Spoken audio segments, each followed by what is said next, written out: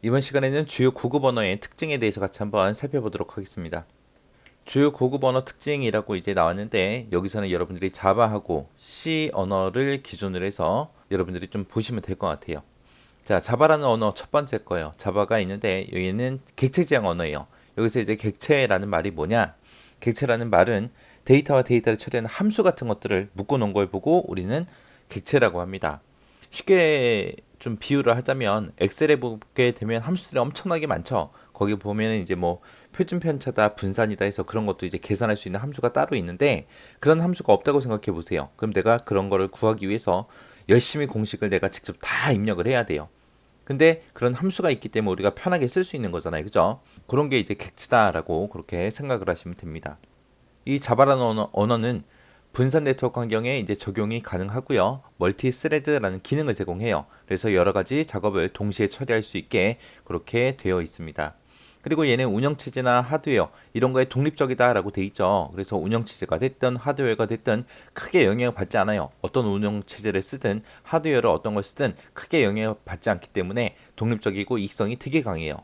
그래서 우리가 이 자바라는 언어 가지고 이제 프로그램도 많이 개발하고 홈페이지도 많이 개발하고 개발이 돼요. 그래서 자바가 요즘에는 되게 많이 사용이 되는 언어입니다. 자, 바이트 코드라는 걸 생성으로 플랫폼과 관계없이 독립적으로 동작할 수 있다라고 되어 있는데 바이트 코드라는 말이 나왔어요. 바이트 코드라는 말은 우리 컴퓨터 하드웨어를 어떤 거를 사용하든 무관하게 동작할 수 있는 그런 일종의 자바 어셈블리 언어를 보고 우리가 바이트 코드라고 해요.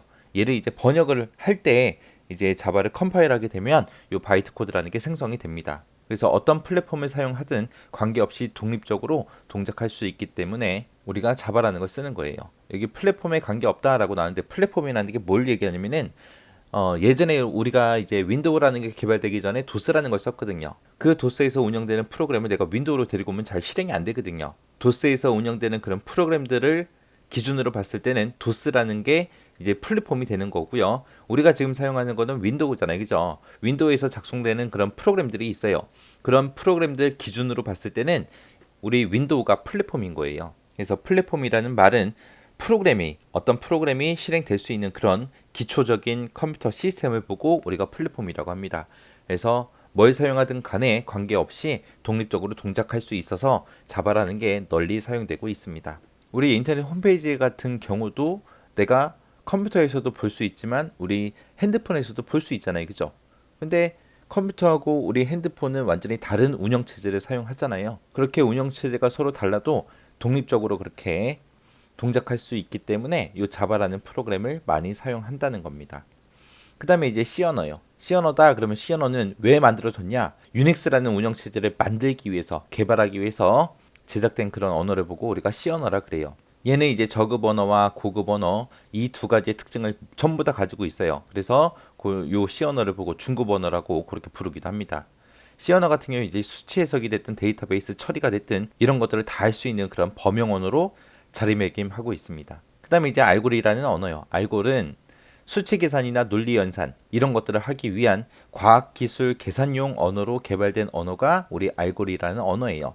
이 알골이라는 언어 가지고 파스칼도 만들었고 C 언어도 만들었고 전부 다 만들었습니다.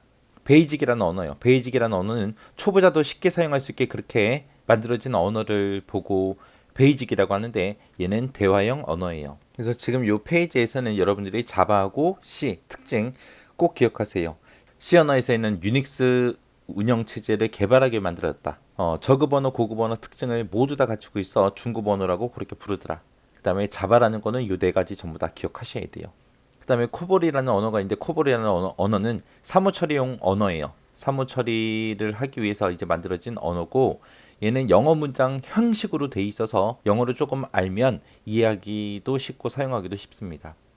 그리고 코볼이라는 언어의 가장 대표적인 특징이 얘예요.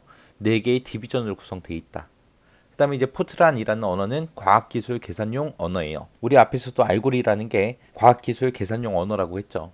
수학이 됐던 공학 분야에서 공식이나 수식 같은 것들 그런 형태로 프로그래밍을 할 수 있습니다. 그 다음에 이제 리스프라는 언어요. 얘는 인공지능 분야에서 사용되는 언어예요. 인공지능용 언어를 보고 우리는 리스프라고 합니다. 자료 구조 자체가 연결 리스트 구조를 가지고 있고 재기 호출을 많이 사용해요. 재기 호출이다 그러면 이제 함수가 자신을 호출하는 걸 보고 재기 호출이라고 하거든요.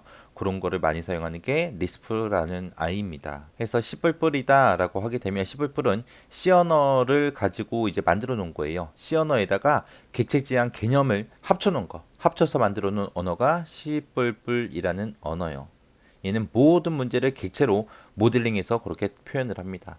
그래서 여기서는 이제 중요한 게 코볼이 사무 처리용 언어다. 그리고 4개의 디비전으로 구성되어 있다. 포트라는 과학기술 계산용 언어다.